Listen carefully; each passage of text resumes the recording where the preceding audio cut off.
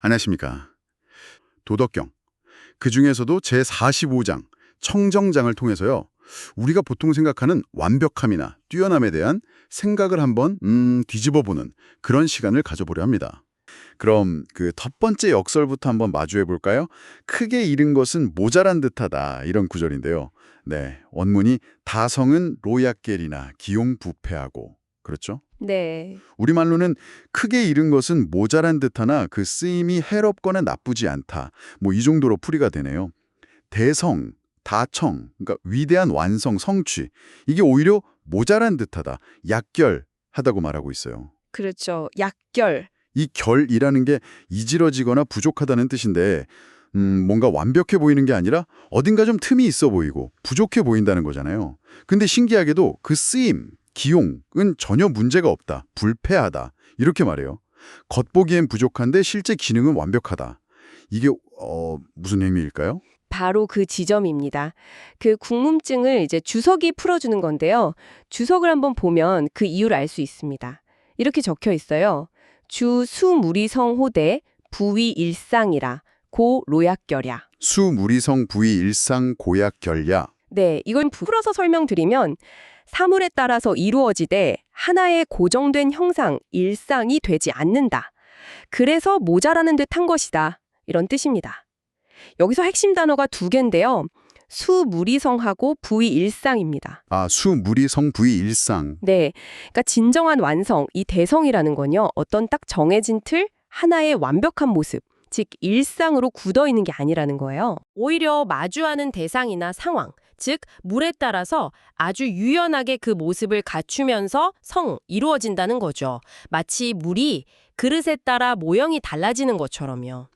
진정한 완성은 고정된 형태가 없어요. 그러니까 어떤 각도에서 보면 불완전하거나 모자란 것처럼, 즉 약결처럼 보일 수 있다는 그런 깊은 통찰인 거죠.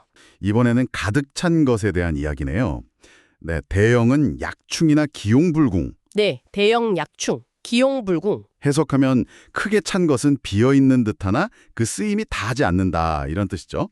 크게 가득 찼다는 대형이 이번엔 또 비어있는 듯하다, 약충하다고 말합니다. 이 충이라는 글자가 비어있다는 뜻 말고도 깊다는 의미도 있다고 들었는데 그러면 겉으로는 텅 비어 보이지만 속은 오히려 깊고 무한한 가능성을 품고 있다. 뭐 이런 뉘앙스일까요? 네, 그런 의미로 해석할 수 있습니다. 그리고 그 쓰임, 기용은 다함이 없다, 불궁하다. 아, 마르지 않는 샘물처럼 무한하다는 거군요. 그렇죠. 가득 찼는데 비어 보이고 그 쓰임은 또 무궁무진하다니. 이것도 참 알쏭달쏭합니다. 왜 그런지에 대한 설명 역시 주석에 아주 잘 나와 있습니다. 주석에서는 이렇게 말해요. 주, 대, 영, 부족하여 쇠, 물, 유로되 무소, 애긍이라 고, 로, 충여라. 대영 부족, 수물이여, 무소애긍, 고약충야. 네, 풀어보면 크게 채워져 매우 충족하여 사물에 따라 주되 아끼거나 자랑할 바가 없다. 그래서 빈듯한 것이다. 라는 뜻입니다. 자, 먼저 대영은 속이 텅 빈 게 아니에요. 오히려 충족해서 넘칠 정도로 가득 차 있다는 걸 전제로 합니다. 아, 가득 차 있기 때문에 네, 그렇기 때문에 오히려 수물이여, 즉 필요에 따라 상황에 따라 아낌없이 내어줄 수 있는 그런 여유가 생긴다는 거죠. 네네. 여기서 이제 중요한 표현이 무소애긍입니다. 무소애긍? 네, 아끼는 마음, 그 애나 스스로 자랑하는 마음, 긍이 전혀 없이 무소, 그냥 자연스럽게 흘려보낸다는 거예요. 내가 가진 것을 막 움켜쥐고 이만큼 있다, 이렇게 과시하는 게 아니라 그냥 자연스럽게 나누고 베푸는 거죠. 그러니까 겉으로는 마치 아무것도 없는 듯, 텅 빈 듯, 약충 보인다는 그런 설명입니다. 그렇군요. 이게 속이 텅 비어서 없는 게 아니라 너무나 충만해서 오히려 아낌없이 비워낼 수 있다는 거네요. 대징, 약굴? 네. 크게 고든 것은 구부러진 듯하다 이런 뜻이죠. 대직, 정말로 고든 것이 오히려 구부러진 듯하다, 약굴하다는 건데요. 주석은 이렇게 설명해요. 주 수모리직, 직 부재일, 고 약구랴라. 주수무리직, 직부재일, 고약구랴. 네, 여기서 원문 주석에는 샤자가 있는데 의미상 부로 보는 것이 일반적입니다. 아, 네. 풀어보면 사물에 따라 고다지지만 그 고듬이 한 가지 방식에만 있지 않다. 그래서 구부러진 듯한 것이다. 입니다. 앞서 대성에서 수몰이성 이야기했었죠. 여기서도 마찬가지로 수몰이직입니다. 상황과 대상에 맞춰서 유연하게 고듬을 실현한다는 점을 강조하는 거죠. 아, 이것도 스물 상황에 따라. 네, 핵심은 직부제일이에요. 고듬이란 게 오직 하나의 잣대, 하나의 방식에만 있는 게 아니라는 겁니다. 때로는 상황에 맞춰서 부드럽게 좀 휘어지거나 자세를 낮추는 데 보이는 그런 유연함, 약굴. 그 속에서 오히려 더 크고 본질적인 고듬을 지킬 수 있다. 이런 의미입니다. 그럼 다음 네 번째 역설로 넘어가 볼까요? 이번에는 솜씨 또는 기술에 관한 이야기네요. 네 번째는 대교약줄, 이겁니다. 네, 대교약줄. 크게 정교한 것은 서툰 듯하다, 이런 뜻인데요. 대교, 아주 뛰어난 솜씨나 디교를 말하는데 이게 오히려 서툰 듯하다, 약졸하다고 합니다. 교는 섬세하고 솜씨가 좋다는 뜻이고 졸은 서툴고 좀 투박하다는 뜻이잖아요. 맞아요. 최고의 기술은 너무나 자연스러워서 인위적인 기교나 화려함이 잘 안 느껴지고 오히려 단순하고 엉성해 보이기까지 한다. 주석에서는 이렇게 말해요. 주대교는 인자연이 성기하고 부조의 이단이라 고 약졸랴. 대교 인자연이 성기, 부조의 이단 고 약졸려. 네, 주석의 안자연은 보통 인자연. 인자연, 네. 해석하면 크게 정교인 기술은 사물의 자연스러움을 따라서 인자연, 그릇 즉 사물을 만들고 성기, 억지로 기이한 것, 이단을 만들어내려 하지 않는다. 부조위, 그래서 서툰 듯한 것이다. 이런 뜻입니다. 대교의 핵심은 인자연이 성기예요. 즉 자연의 이치나 재료의 본성, 이런 걸 거스르지 않고 그대로 따른다는 데 있는 거죠. 네. 인위적인 조작, 조위, 이걸 통해서 일부러 특별하고 기이한 것, 즉 이단을 만들려고 애쓰지 않는다는 겁니다. 여기서 이단은 억지로 꾸며낸 특별함이나 불필요한 기교, 이런 걸 의미한다고 볼 수 있어요. 겉으로는 기교가 없는 듯, 좀 서툴러 보이는 약졸, 그런 경지에 이른다는 것이죠. 자, 이제 다섯 번째 역설로 가보겠습니다. 이번엔 말솜씨에 대한 이야기네요. 대변은 약눌이니라. 대변 약눌. 네, 대변 약눌. 직역하면 뛰어난 말솜씨는 어눌한 듯하다입니다. 대변, 최고의 언변을 가진 사람이 오히려 말을 더듬는 듯하다, 약눌하다는 건데요. 변은 말 잘하는 능력을 뜻하고 눌은 말을 더듬거나 잘 못하는 모습을 뜻하는데요. 이건 정말 의외인데요. 보통 말을 잘한다 하면 청산유수처럼 유창하게 말하는 사람, 이렇게 생각하기 쉬운데 노자는 왜 반대로 이야기하는 걸까요? 이것 역시 앞선 역설들과 그 맥을 같이 합니다. 겉으로 드러나는 화려함이나 기교가 아니라 그 본질적인 내용과 태도를 중요하게 보는 것이죠. 주석이 그 이유를 명확하게 밝혀줍니다. 주석은 이렇게 설명해요.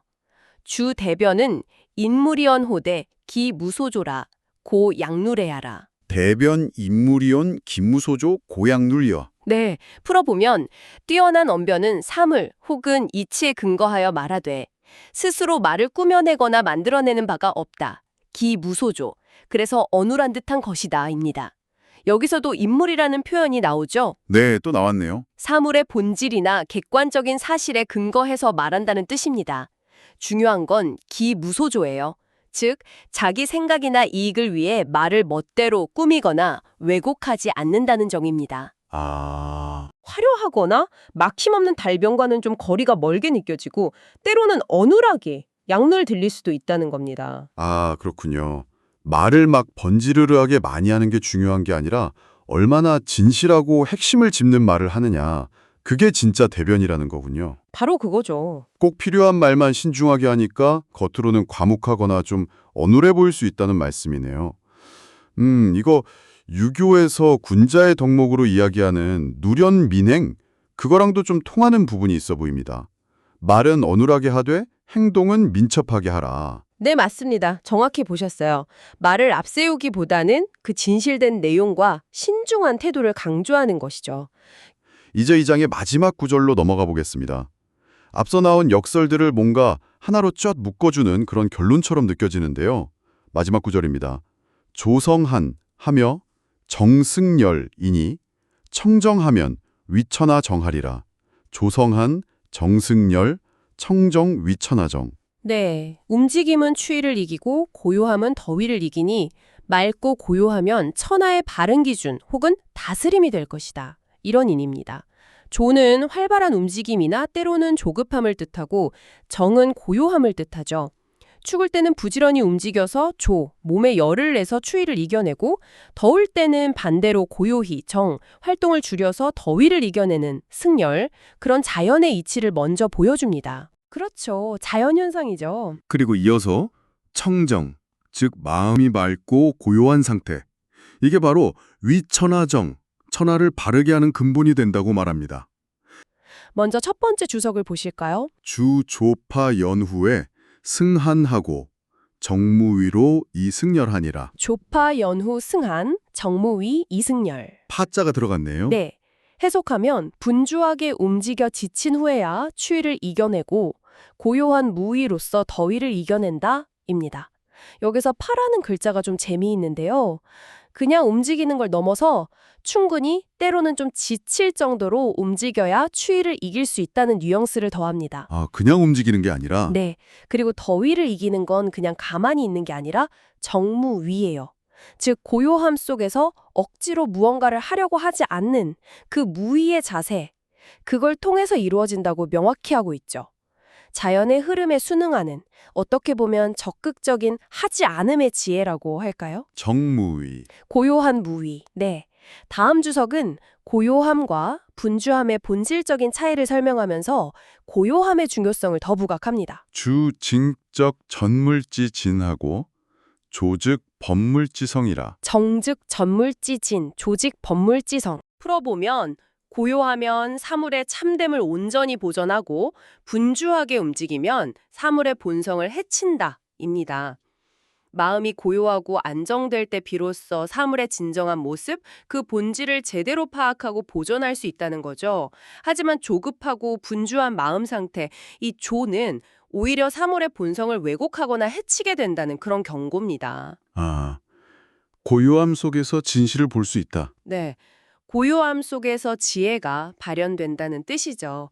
그리고 이제 마지막 주석이 이 장 전체의 결론을 딱 맺어줍니다. 주, 고, 위, 청정이라야 날득 여상 조 대안이라. 고유 청정 내득 여상 제대야. 오직 청정해야만 이런 뜻인가요? 맞습니다. 그러므로 오직 맑고 고요해야만 위에서 말한 여러 큰 것들, 조대야를 얻을 수 있다는 뜻입니다. 유청정, 오직 청정만이 기림을 강조하는 거죠. 여기서 청정은 단순히 마음의 맑고 고요함 이것뿐만 아니라 앞선 역설들에서 봤듯이 자연의 이치에 순응하고 억지로 뭘 하려 하지 않는 무의의 태도까지 다 포함하는 개념입니다. 아, 그렇군요. 이렇게 청정의 상태를 유지할 때 비로소 내득 여상 조대야, 즉 앞에서 우리가 쭉 살펴본 대성, 대영, 대직, 대교, 대변 이런 진정으로 위대한 경지들, 제대를 모두 얻게 된다는 것입니다. 결국 인위적인 노력을 넘어서서 자연의 도와 하나가 되는 것, 즉 청정무의, 이것이야말로 모두 위대함의 근원이자 완성이라는 노자의 핵심 사상이 여기에 딱 응축되어 있는 거죠. 저희는 다음 탐구에서 다시 뵙겠습니다.